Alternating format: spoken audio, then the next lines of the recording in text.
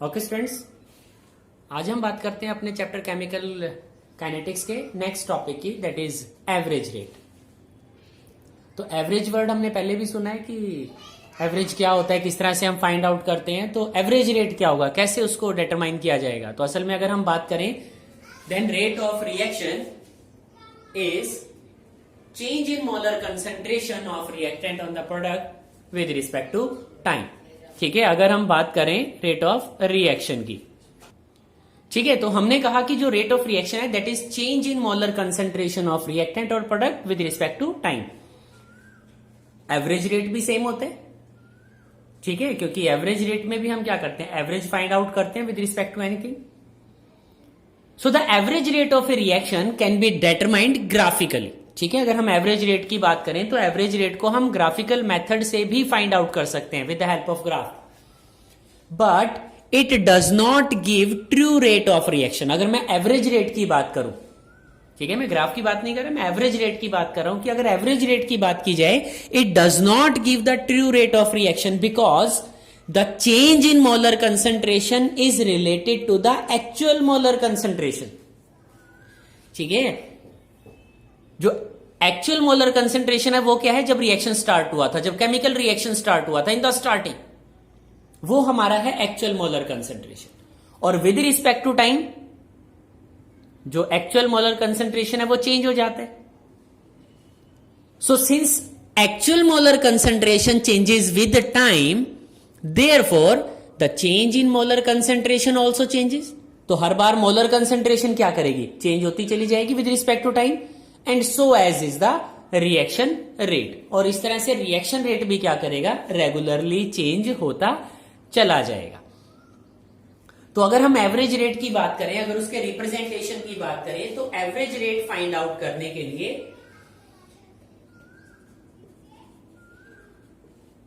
हम यूज करते हैं एक formula, that is change in molar concentration. तो अगर मोलर कंसेंट्रेशन की बात करें तो उसको मैं change in molar concentration with respect to time. X क्या है यहां, मोलर कंसेंट्रेशन, और टी है टाइम। तो चेंज है क्योंकि, तो इसका मीनिंग हुआ x2 minus x1 divide by t2 minus t1।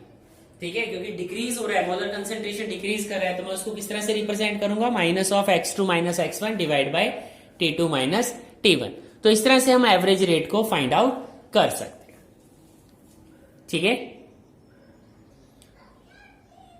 तो स्टूडेंट्स इसके बाद बात करते हैं हम एवरेज रेट के बाद इंस्टेंटेनियस रिएक्शन रेट की।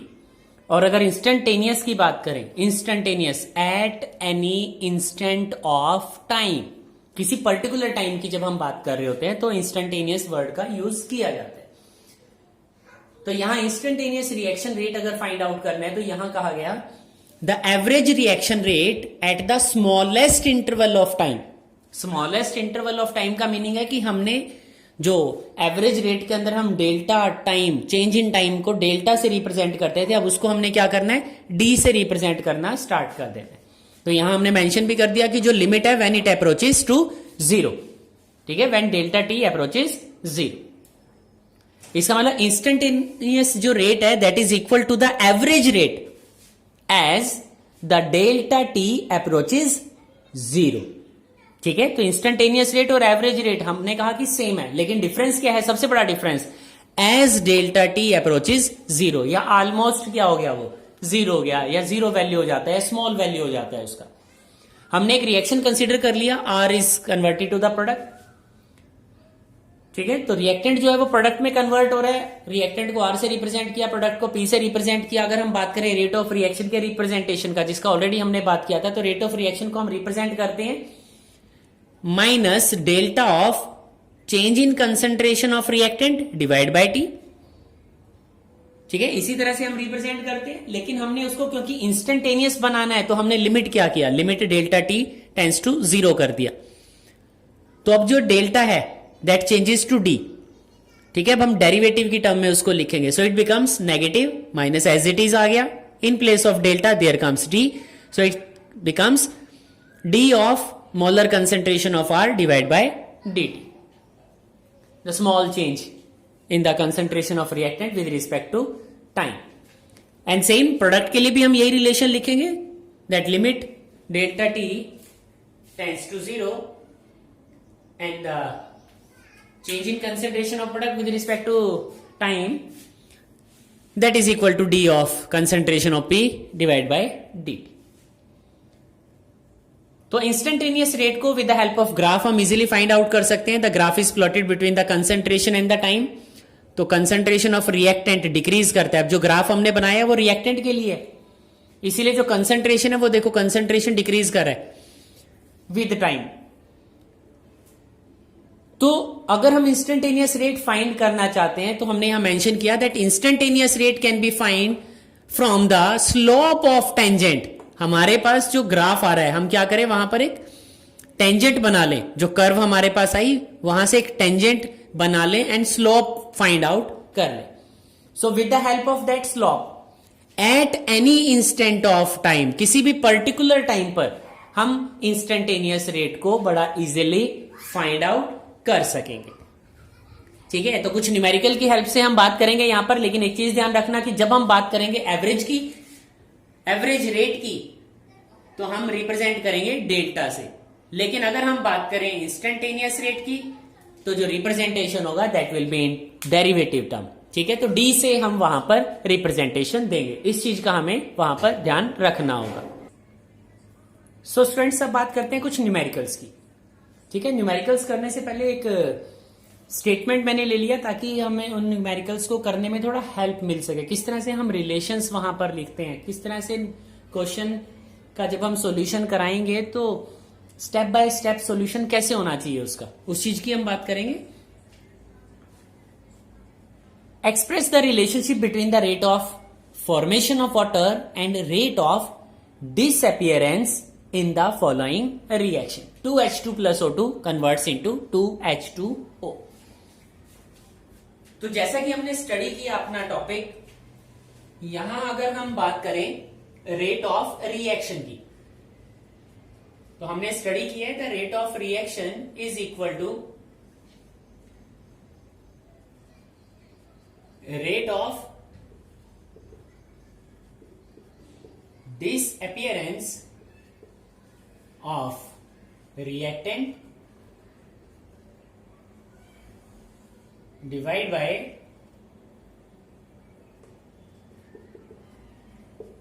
Time taken. या फिर प्रोडक्ट की फॉर्म में अगर हम लिखना चाहें, so rate of reaction is equal to rate of formation of product divide by time taken. तो इस तरह से हमने उस रिलेशनशिप को किया, इस तरह से हमने अपना बेसिक को स्टार्ट किया था केमिकल काइनेटिक्स में rate of reaction find out करने के लिए। अब जो रिलेशनशिप हमें बोला गया वो हमें निकालना है formation of water and rate of disappearance. और रेट ऑफ डिसअपियरेंस किसका, the rate of disappearance of oxygen O2 के लिए हमें फाइंड आउट। तो अगर हम बात करें rate of formation of water की, so rate of formation of water will be given as d of H2O divided by dt and the rate of disappearance of oxygen will be given as minus. ठीक है, हमने पहले ही बात की थी कि जो डिसअपियरेंस है, डिक्रीज इन कंसेंट्रेशन है, उसको हम क्या करेंगे, नेगेटिव साइन के साथ रिप्रेजेंट करेंगे। तो हमें इस तरह से रिलेशन को लिखना होगा। तो दोनों ही अगर रिलेशंस की बात करें, both are equal to rate of reaction, तो इसका मतलब हम दोनों को क्या कर सकते हैं, इक्वेशन 1 इक्वेशन 2 दोनों को इक्वलाइज कर सकते हैं, दोनों को इक्वेट कर सकते हैं। And we have d of H2O by dt is equal to minus dO2 divided by dt। या फिर हम लिख सकते हैं d of H2O by dt। अब देखो यहां ऑक्सीजन है, यहाँ बैलेंस फॉर्म में हम बात करें, यहाँ वाटर के साथ 1/2 भी मेंशन है, तो अगर यहाँ 1/2 मेंशन है रेट ऑफ फॉर्मेशन के लिए, तो जब हम रिलेशंस को लिखे हमें इनका यूज करना है। सो rate of formation of water will B multiplied by 1/2, क्योंकि 2 लिखा है, तो हमने रिलेशन को क्या करना है, डिवाइड कर देना है। जो भी स्टिकियोमेट्रिक कोफिशिएंट यहाँ पर लिखे हो उससे हमने क्या करना है, डिवाइड कर देना। So we will write here 1/2, so it becomes equal to -2 d of O2 divide by dt। तो इस तरह से हम यहां न्यूमेरिकल्स को करेंगे। तो अभी कुछ और न्यूमेरिकल्स की यहां पर बात कर लेते हैं, ताकि हमें और ज्यादा क्लियर हो जाए किस टाइप के न्यूमेरिकल्स होंगे या किस टाइप से हमें यहां रिलेशनशिप को सॉल्व करना होगा। तो यहां नेक्स्ट क्वेश्चन हमने ले लिया, the reaction 3A converts into 2B plus C is carried in a closed vessel and the rate of disappearance of A, ध्यान रखना, the rate of disappearance of A is 0.01 mole liter inverse second inverse. Our work is to calculate dB by dt and dC by dt. ये हमने find out करना है, ठीक है। अगर ये हमने फाइंड आउट करना है तो किस तरह से फाइंड आउट करें। सबसे पहले इक्वेशन को लिख लेते हैं, that 3A converts into 2B plus C। तो इस इक्वेशन के लिए रेट ऑफ रिएक्शन होगा -1/3 d of A divide by dt। देखो नेगेटिव साइन मैंने पहले मल्टीप्लाई कर दिया, साथ ही हमने कहा था अगर स्टिकियोमेट्रिक कोफिशिएंट्स हैं तो उसे डिवाइड करना होगा। डिसअपीयरेंस है तो डिसअपीयरेंस ऐसा करते हैं, इस नेगेटिव साइन को यहां लिख लेते हैं -de के साथ, ताकि ये कंप्लीट क्या करे, डिसअपीयरेंस को रिप्रेजेंट कर दे, या फिर यही रहने देते हैं इसको। And is equal to 1/2 dB divide by dt and is equal to dC divide by dt। तो ऑलरेडी हमें जो रेट ऑफ डिसअपीयरेंस है ए के लिए गिवन है, तो dB और dC के लिए बड़ा इजीली हम फाइंड आउट कर सकते हैं। तो सबसे पहले इन दोनों को इक्वेट कर लेते हैं। सो dB बाय dt 2 यहां मल्टीप्लाई हो जाएगा, इस चीज का ध्यान रखना। So we will get 2/3। Disappearance of dA by dt is already given, so its value is 0.01।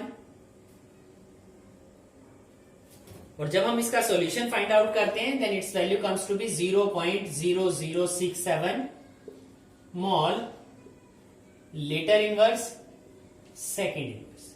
Negative से कंफ्यूज मत होना, रेट ऑफ डिसअपीयरेंस में ऑलरेडी हम माइनस यूज करते हैं, इसीलिए माइनस माइनस प्लस हो गया, इसलिए यहां पर हमने माइनस का यूज नहीं किया। अब इसी तरह से डीसी को भी इसके साथ हम रिलेट कर सकते हैं। So DC by D T is equal to 1/3, बाकी रिलेशन तो हमारा D A by D T, value already हमें गिवन है, दैट इज 0.01।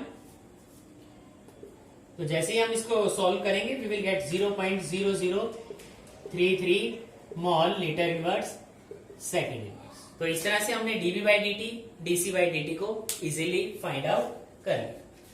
तो इस तरह से हमारा वर्क होगा यहाँ पर क्वेश्चंस को करना। तो इसी बेसिस पर बहुत सारे क्वेश्चंस हमारे पास हैं और उन्हें हमने फाइंड आउट करना है। ओके स्टूडेंट्स, तो नेक्स्ट टॉपिक में बात करेंगे इससे नेक्स्ट सेक्शन की। Till then bye.